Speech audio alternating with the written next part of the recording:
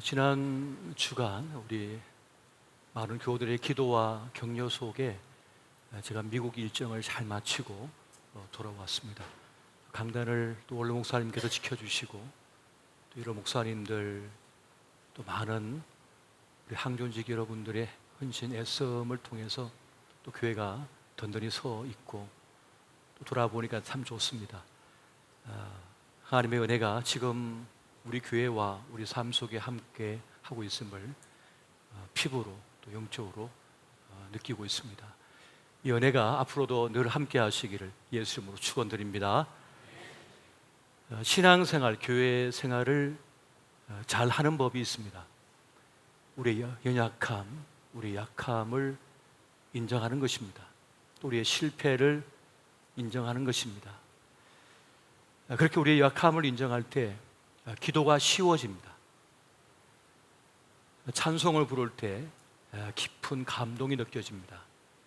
그리고 예배가 매우 즐겁고 행복한 시간이 됩니다.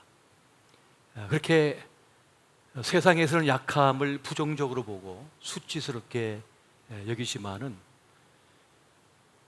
기독교의 논리, 신앙의 논리로 본다면 약함은 결코 약함이 아니라 약함은 도리어 하나님의 능력이 임하는 통로가 됨을 성경은 지속적으로 우리에게 말씀해 주고 있습니다. 강함이 진리인 것처럼 여겨지는 세상 속에서 약함을 말한다고 하는 것은 실패자의 넋두리처럼 보일지도 모르겠습니다. 하지만 분명한 사실은 그 약하고 약함이 도리어 하나님께서 우리를 긍휼히 여기시는 이유가 되어지고 또 하나님의 능력의 손길이 머무시는 그 통로가 되고 있음을 여러분 확신하시기 바랍니다. 이것이 믿음의 신비요 신앙의 신비라고 할 수가 있겠습니다. 세상 사람들은 그 약점을 보완하기 위하여 무진의 애를 씁니다. 그래서 그 약함, 약점, 단점을 없는 것으로 만들기 위하여 참 많은 에너지를 쏟지요.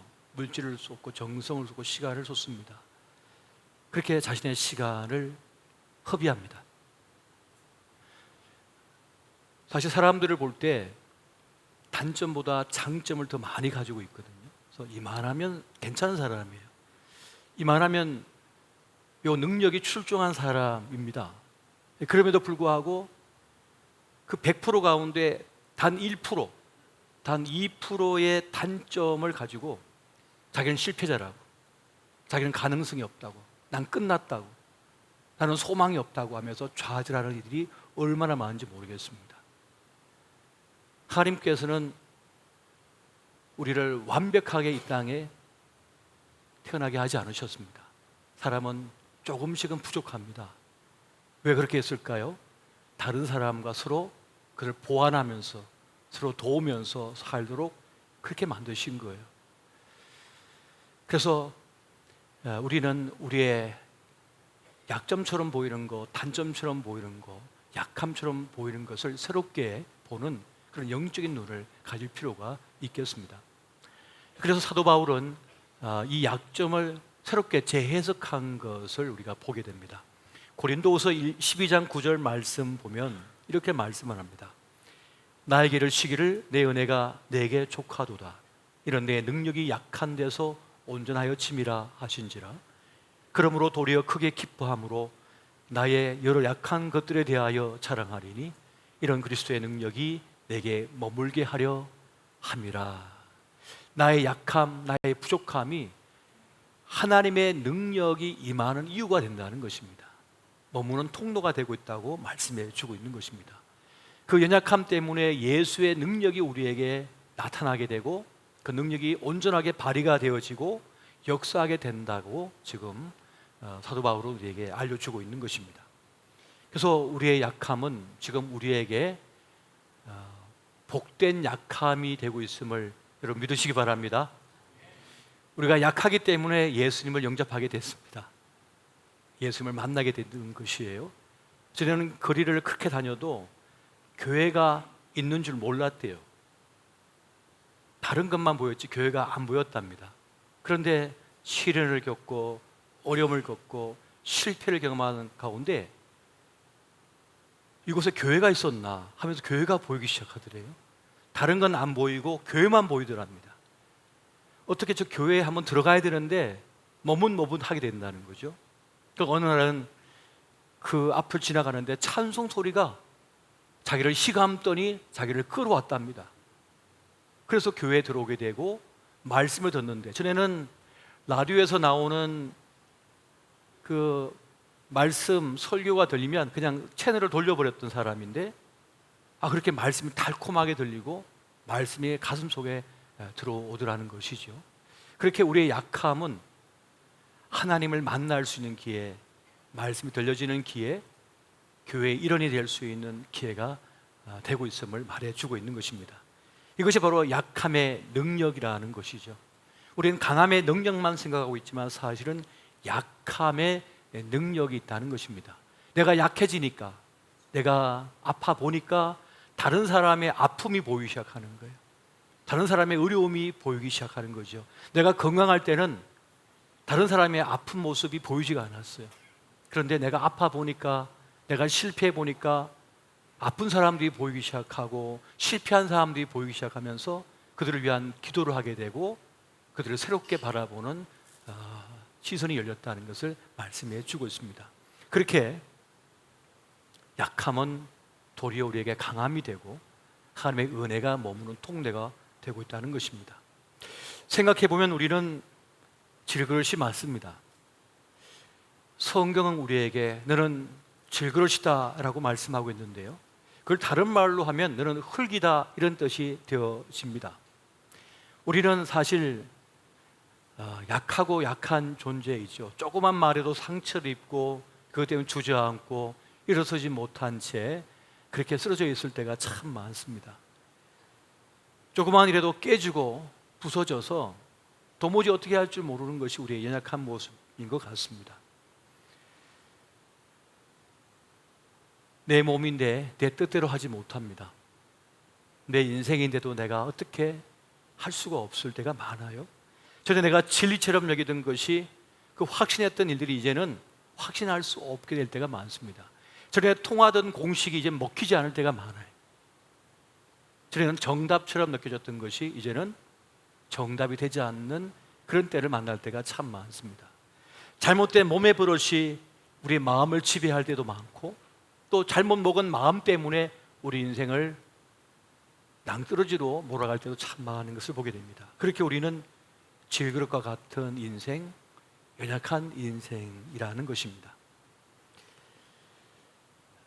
너무 과도한 열정, 열심 때문에 때로는 나를 망가뜨리고 다른 사람을 아프게 할 때도 많습니다.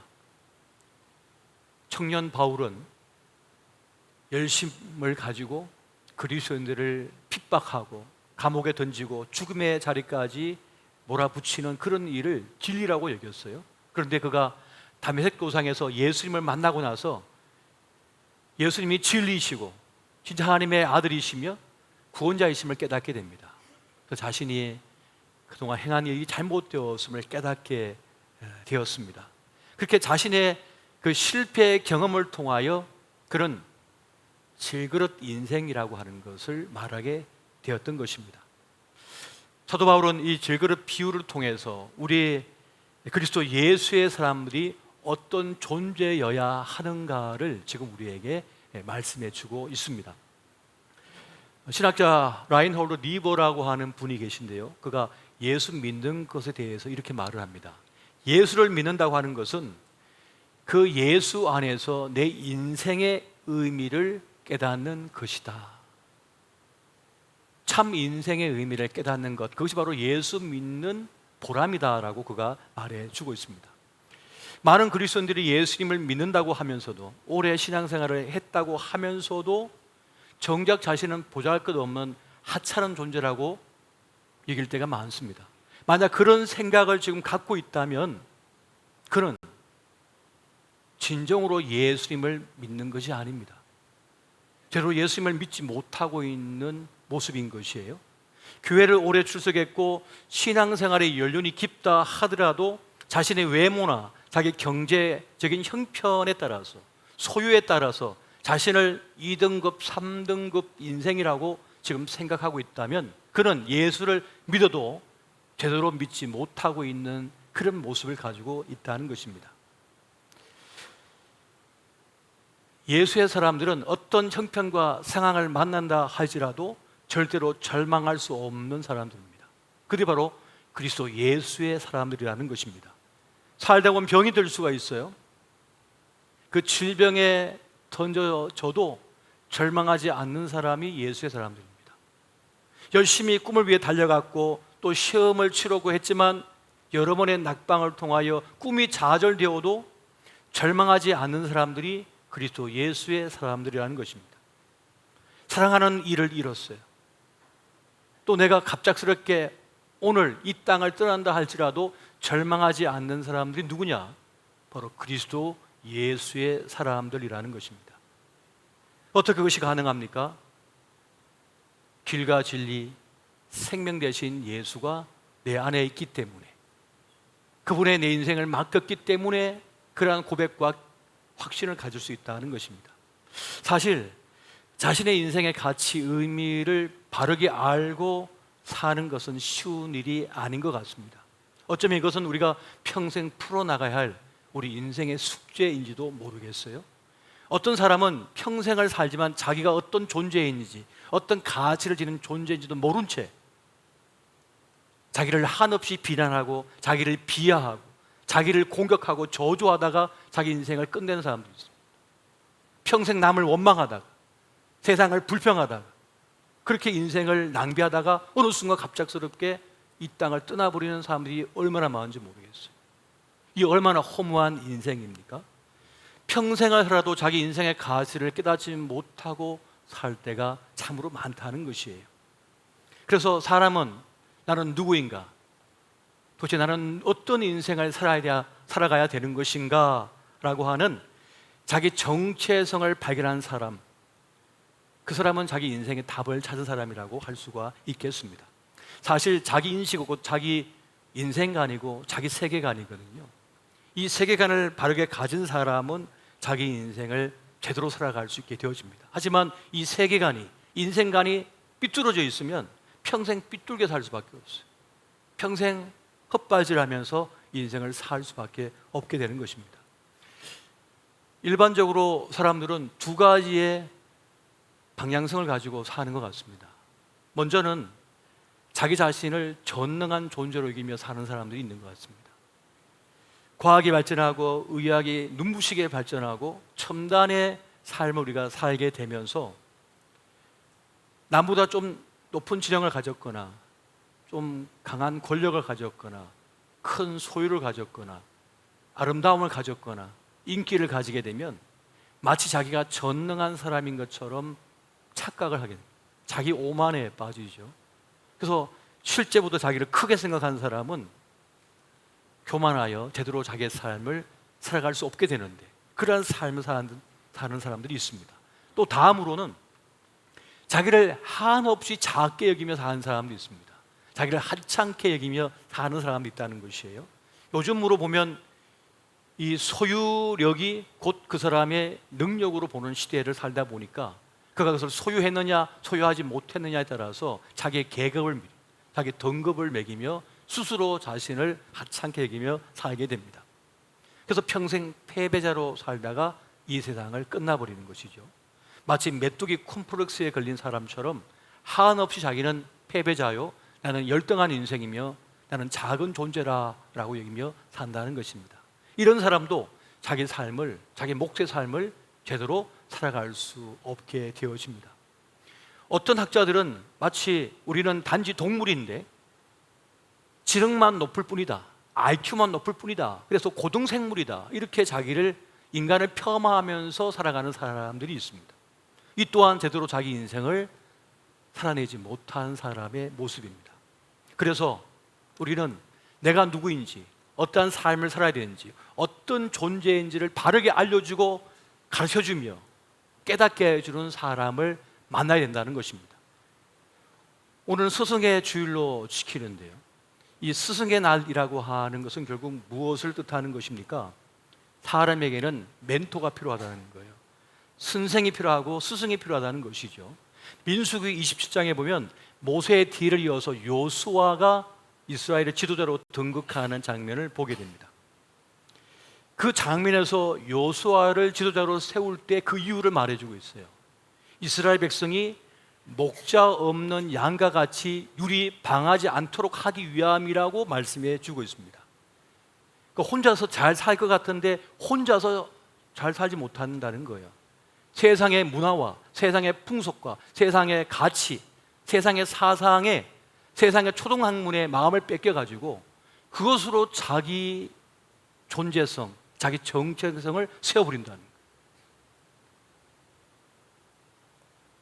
여러분, 백인들이 그 노예 해방이 되기 전까지 흑인들을 어떻게 했습니까? 그저 짐승의 일부분으로 여기게 했어요. 너는 동물이다. 너는 사람이 아니다. 너는 인간이 아니다. 라고 가르쳤어요. 이게 얼마나 무서운 일입니까? 그걸 서슴지 않고 그렇게 했어요. 그렇게 정체성을 가지게 했던 거죠. 그래야 마음껏 이용해 먹을 수가 있으니까, 부려 먹을 수 있으니까. 그들의 불행이 곧 나의 행복이 되는 거거든요. 성경을 읽으면서도 그렇게 행동하는 거예요. 그것이 잘못되었다고 깨닫게 해주지 않은 이상 그렇게 그 길을 마냥 갈 수밖에 없다는 거예요. 그래서 깨우쳐주고 바른 삶을 살도록 도와줄 스승이, 멘토가 필요하다는 것입니다. 사단은 우리가 목적 없는 양같이 유리방하기를 원합니다. 그래서 거룩한 그 무리에서, 공동체에서 떨어져서 혼자 지쳐 있을 때 어떻게 합니까? 와서 잡아먹어 버리는 거죠. 그렇게 하기를 원하는 것이에요. 이 세상에 참으로 악한 것이 자기의 삶을, 자기 생애를, 자기 몫을 제대로 살아내야 되는데 그걸 원치 않아요.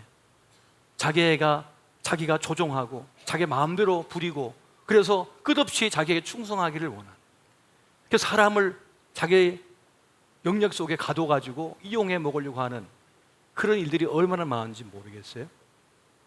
그것을 벗어나게 하고 깨우쳐 주는 일들이 있어야 된다는 것입니다. 그래서 스승이 필요한 것이고 영적 지도자가 필요한 것이에요. 너는 하찮은 존재가 아니라 2등 인생, 3등 인생이 아니라 존귀한 인생이다. 너는 실패자가 아니다. 너는 존귀한 인생이고 하나님께서 너를 향하여 새로운 길을 열어놓으셨다라고 알려줄 사람이 필요한 것입니다. 이것이 필요한 것이죠.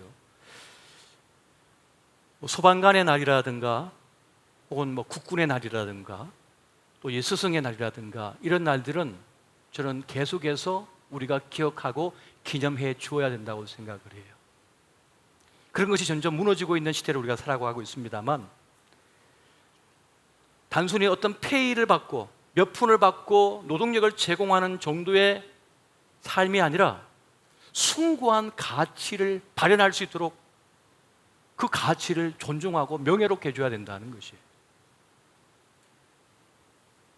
여러분 생각해 보십시오. 나는 300만 원 받으니까 300만 원 받은 만큼만 부를 거야지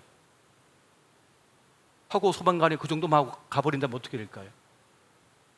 내가 경찰이지만은 내가 월급이 250밖에 안 되고 하니까 내가 250만큼만 내가 도둑을 잡고 지켜주고 나는 더 이상 내 몸 다치니까 하지 말아야지. 군인이 내가 몇 푼을 받은 군인이니까 내가 요것만 받은 만큼만 내가 나라를 지키다가 위험할 것 같으면 피해야지 한다면 어떻게 될까요? 나라는 한순간에 무너지게 되는 것입니다. 학교 선생님이 내가 이 정도 페이를 받으니까 요것만큼만 내가 아이를 가르쳐야지, 내가 더 이상 마음 쓰지 말아야지, 고생하지 말아야지, 그렇게 자본주의 방식으로 모든 게 되어진다면 어떻게 될까요? 제대로 된 교육이 되어질 수가 없는 것이죠. 교회학교 교육도 마찬가지인 것입니다. 이 하나님의 말씀, 영적인 가치를 전하고 할 때 그 동기부여가 될 수 있도록 격려해주고 인정해주고 그리고 기도해 줄 필요가 있다는 것이에요. 그렇게 동기부여가 돼야만 그 일을 할 수 있는 것입니다. 요즘 군인들이, 특히 간부들이 군을 박차고 나온다고 하죠. 왜? 동기부여가 되지 않는데요. 병사 월급이 높아지다 보니까 정작 간부들의 월급이 작다고 느끼기 때문에 상대적 박탈감 때문에 그냥 군을 떠난다는 거예요. 그런데 군인은 나라를 지키기 위한 숭고한 가치를 먹고 살아야만 됩니다. 그래야만 총탄이 날아오고 포탄이 터지는 가운데서도 자기 몸이 산산이 부서져도 나라를 지키는 숭고한 가치로서 버티게 해줘야 된다는 거예요. 이것이 있어야만 되는 것입니다. 제가 지난 주간에 금요일날은 학예수욕식에서 참 영광된 명예로운 자리에서 기쁨을 누렸는데, 토요일날은 제가 제 숙소에서 한 20분 거리에 알렘몰이라고 하는 곳이 있어가지고 그것을 찾아갔어요. 그래서 한 바퀴 좀 돌다가 다리가 아프길래 나이키 매장에 사람들도 있지만 시원하길래 잠시 뒤에 앉았어요. 안에는 신발 보러 들어간다고 들어가고 한 10초쯤 앉았나 갑자기 뭐가 폭죽 터지는 소리가 팍팍팍팍 하고 나기 시작하는 거예요. 그 순간 사람들이 그 매장으로 막 뛰어들어오는 거예요. 수십 명이 쏜다같이 제 앞을 지나가는데, 보니까 저 주차장에서 한 사람이 총기를 난사하고 있는 거예요. 알고 보니까 이 총기 난사범이 자동 소총 5정을 가지고 와서 차에서 내자마자 눈에 보이던 모든 사람들을 향하여 총을 발사하고 있었던 거예요.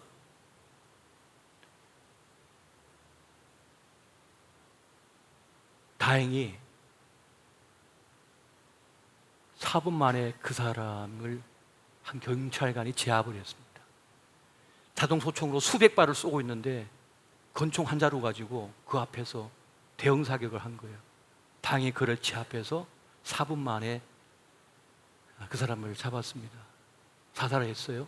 그런데 그 4분 만에 8명이 죽었습니다.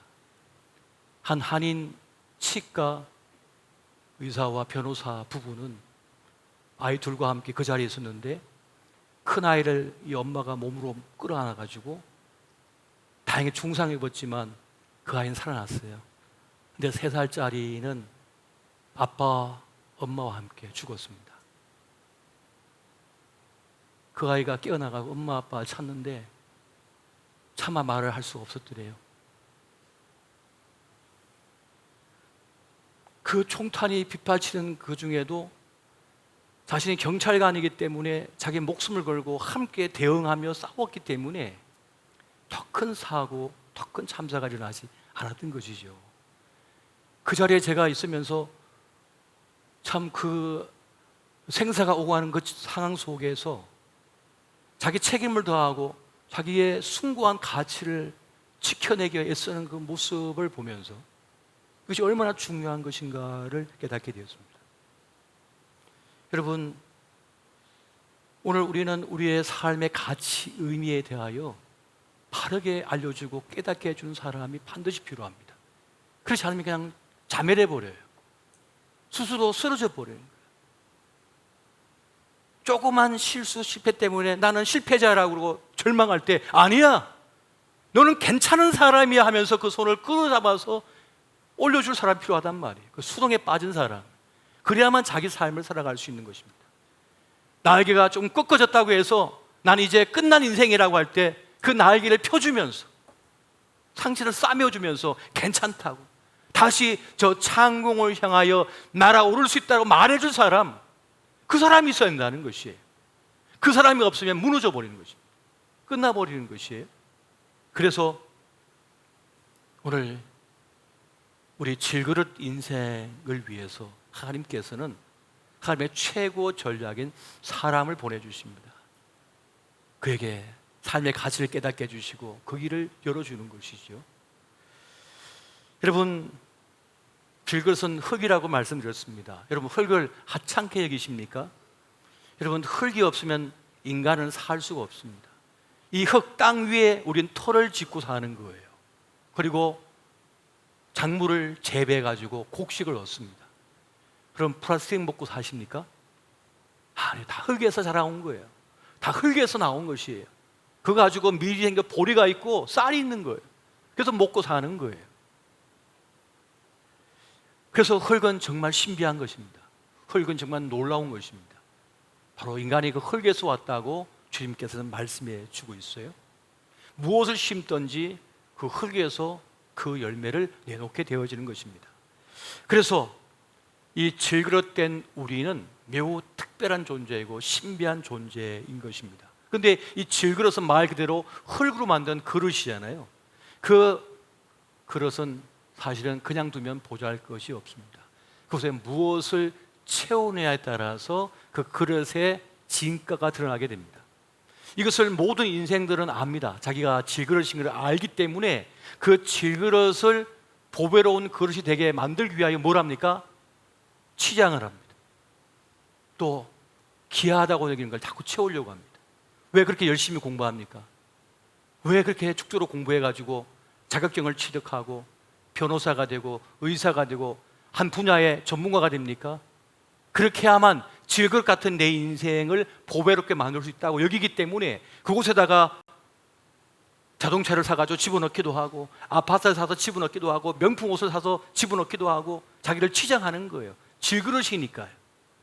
그래서 다 자기만의 보배로 여기는 것들이 많이 있습니다. 그런데 오늘 주님께서 우리에게 말씀하시기를 진짜 보배는 세상 것이 아니라 바로 그리스도 예수라고 지금 우리에게 말씀해주고 있다는 것입니다.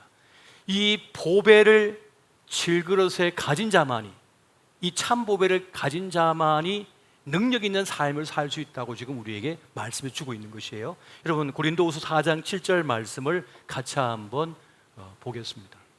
고린도후서 4장 7절 말씀입니다. 같이 봅니다. 시작. 우리가 이 보배를 질그릇에 가졌으니 이런 심히 큰 능력은 하나님께 있고 우리에게 있지 아니함을 알게 하려 함이라. 아멘. 심히 큰 능력, 우리를 살려내는 그 심히 큰 능력, 그 역사는 내게 있는 것이 아니라 보배 대신 주님께 있다고 지금 말씀해 주고 있습니다. 그가 진짜 보배를 가졌는지 가지지 않았는지는 언제 알 수 있습니까? 고난을 당했을 때, 어려움을 당했을 때 그가 진짜 보배를 가졌는지 가지지 않았는지를 알 수가 있어요. 고린도후서 4장 8절 9절 말씀 우리 같이 한번 보겠습니다. 시작. 우리가 사방으로 우겨쌈을 당하여도 쌓이지 아니하며 답답한 일을 당하여도 낙심하지 아니하며 박해를 받아도 버림받지 아니하며 거꾸로 뜨림을 당하여도 망하지 아니하고. 아멘. 무슨 말입니까? 진짜 보배는 증명이 된다는 거예요. 진짜인지 가짜인지는 증명이 될 수밖에 없다는 것입니다. 하나님을, 우리 주님을 보배로 모신 이들은 우겨쌈을 당하여도 쌓이지 않는다는 거예요. 묶었는데 묶이지 않는다는 거예요. 이것이 놀라운 능력이라는 것입니다. 답답한 일을 분명히 만났는데 낙심을 안 한다는 거죠. 낙심을 하지 않는다는 것입니다. 박해를 받았는데도 크게 상처를 안 받는데요. 또 거꾸로 뜨림을 당해서 짓밟혔음에도 불구하고 그냥 다시 일어서 버린다는 거예요. 이것이 바로 보배 되신 주님을, 그리스도 예수를 모신 자의 능력의 모습이라는 것을 말씀해 주고 있습니다. 다시 사람들은 이런저런 일을 만나서 자멸하는 쪽으로 가거든요. 스스로 망하는 쪽으로 사람은 갑니다. 대부분이 새끼 밥을 못 먹어서 망하는 게 아니에요. 마음이 무너져서 망하는 것입니다. 인간관계에서 어떤 일을 이루지 못하고 성취하지 못하고 실패했을 때, 어떤 질병을 만났을 때, 어떤 사건을 만났을 때 결국은 마음이 무너져서 스스로 자멸해요. 자기 분노를 주체하지 못해서 스스로 자멸해요. 스스로 그렇게 끝나버려요.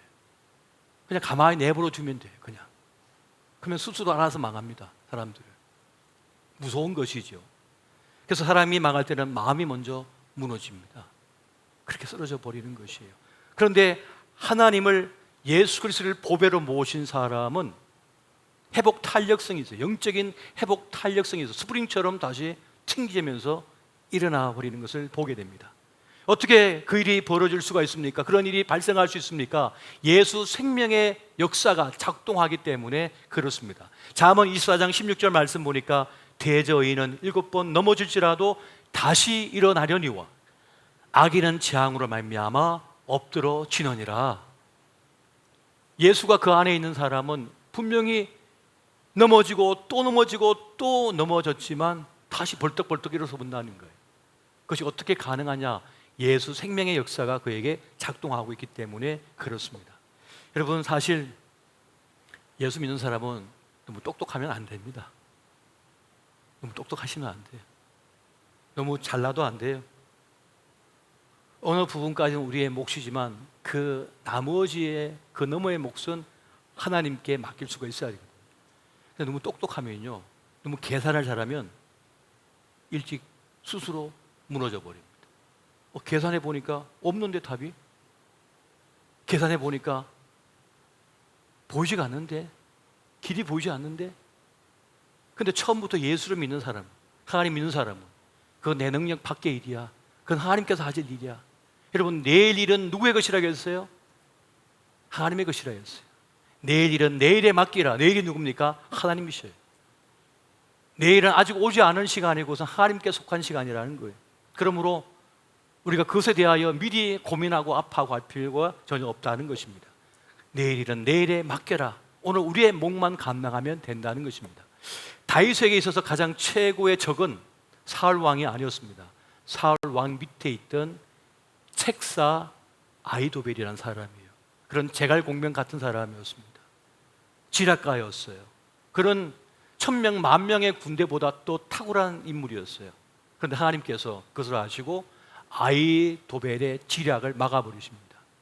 그를 멍하게 만드셨냐? 그렇게 하지 않았어요. 사울 왕과 다른 신하들이, 군대 장관들이 아히도벨의 말을 듣지 않게 길을 닫아버렸어요. 그랬더니 아히도벨이 환장하게 한 거예요. 분명히 이렇게 하면 이길 수가 있는데, 이 전투, 이 전쟁에 이길 수가 있는데 자기 말을 들어주지 않으니까 바르르 떨면서 스스로 자결해버립니다. 너무 똑똑하니까, 너무 능력이 뛰어나니까 견딜 수가 없는 거예요. 답답해서 견딜 수가 없는 거죠. 여러분, 계산이 너무 빠르면 누구보다 먼저 낙심을 경험하게 됩니다. 너무 계산이 빨라가지고 차라리 계산을 못하면 뭐 될 또 되겠지 뭐 하고 나갈 텐데, 계산을 다 한 사람은 답이 안 보이는 거예요. 그래서 일찍 절망해 버립니다. 그냥 무너져 버리는 거예요. 우리는 우리 자신이 아니라 하나님을 믿는 사람임을 여러분 기억하시기 바랍니다. 내 능력으로 구원받는 사람이 아니에요. 예수의 사람들은 내 능력, 내 지식, 내 지능으로 구원받는 사람이 아니라 하나님의 능력으로 구원받는다고 하는 이 확신을 가진 사람이라는 것입니다. 우리가 하나님을 인정하고 믿고 기도하면 어떤 하나님의 역사가 임하게 될까요? 여러분, 빌립보서 4장 6절과 7절 말씀을 우리 같이 한번 보겠습니다. 자, 시작. 아무것도 염려하지 말고 다만 모든 일에 기도와 간구로 너희 구할 것을 감사함으로 하나님께 아뢰라. 그리하면 모든 지각에 뛰어난 하나님의 평강이 그리스도 예수 안에서 너희 마음과 생각을 지키시리라. 아멘. 여러분, 평강은, 마음의 평안은 우리가 만들어내는 것이 아닙니다. 그것은 하나님께서 선물로 주시는 것입니다. 예수님께서 부활하신 이후에 제자들을 찾아오셔서 3번 연거푸 말씀하신 것이 있어요. 내가 너에게 평안을 주노라. 내가 너에게 평안을 주노라. 내가 너에게 평안을 주노라.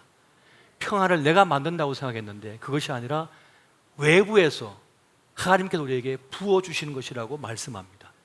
여러분, 꽁꽁 언 겨울 그 엄동설 안에 어떤 것도 잘할 수가 없고 모든 게 뾰족뾰족하면서 날카롭고 부서지고 그래요.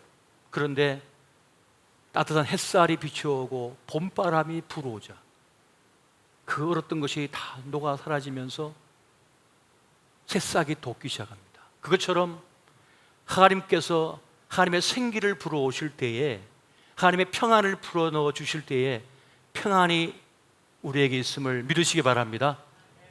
우리가 기도하고 간구하고 주님을 기대할 때 주의 평안이 우리에게 부어진다는 사실입니다. 여러분, 진짜 보배 대신 주님을 모신 사람은 눈빛이 다릅니다. 세상 사람들은 자기가 입은 명품 옷에 따라서 자존심이, 자존감이 막 부풀어 올라요. 무슨 똥 같은 걸 가방 하나 들고 이제 선생님 말이죠, 자신감이 생겨서 여성들의 발걸음이 또각또각 하면서 걸어가요. 그런데 비닐봉다리 하나 듣고 있으면 어떻게 합니까? 같이 어깨가 수그러지면서 어디 찾아야 돼 구멍 없나 하고 숨어 다녀요. 자존심이 거기에 있는 거죠. 세상이 다 그렇습니다. 자기가 좀 좋은 차를 탔다 그러면 자신감이 넘쳐가지고 신호를 막 무시해보고, 경찰들이 비켜, 어리 끼어들어 내 앞에, 아무 용납 안 해, 내가 누군 줄 알아, 다 비켜, 이렇게 얘기하죠. 그런데 진정한 보배 대신 주님을 모진 사람은 그런 것에 좌우되지 않죠.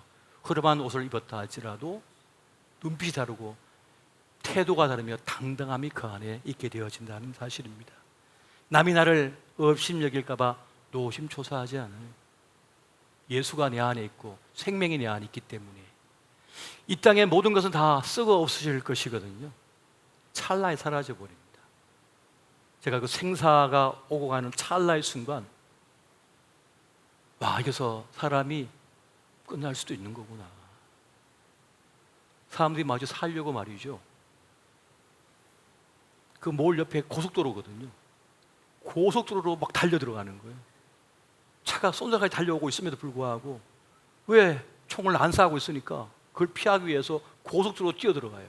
그러니까 차들이 막 멈춰주는 거예요. 끼익 하면서 멈춰주는 거죠. 뭐가 있다 하고. 살기 위해 사람들이 자기 짐 보따리 들고 있던 거 다 내팽개치고 맨몸으로 달려나갑니다. 살기 위해서. 찰나의 순간 모든 것이 끝날 수도 있는 것이구나.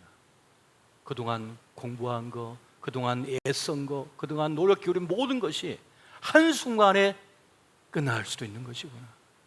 그날 저녁 아내랑 같이 저녁 식사를 하는데 얼마나 그 식사가 감사한지 말이죠. 주님 감사합니다. 덤으로 생명을 주셨습니다. 하고 이렇게 감사 기도를 올렸습니다. 여러분,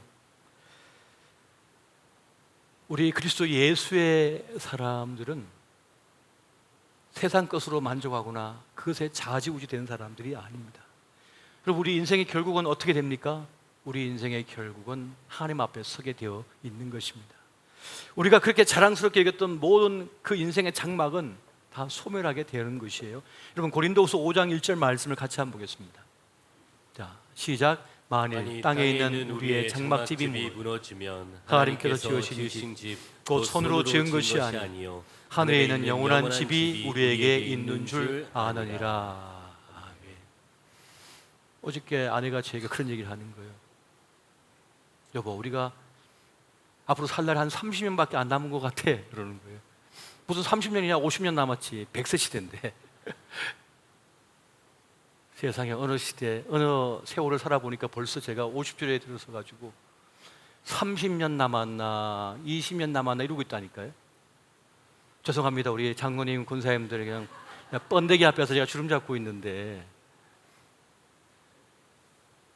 그렇게 열심히 살아왔고 정신없이 살아왔는데 남은 세월이 살아온 세월보다 적게 남았잖아요.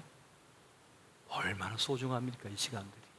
근데 다행스러운 것은 이 땅의 삶이 끝나도 그 다음 영원한 삶이 우리에게 있음을 좀 기억하시기 바랍니다. 이것을 우리에게 지금 말씀하고 있는 거예요. 마지막 때를 만나서 진짜 보배를 가진 자가 누구냐? 여기서 지금 결판이 난다는 것이죠.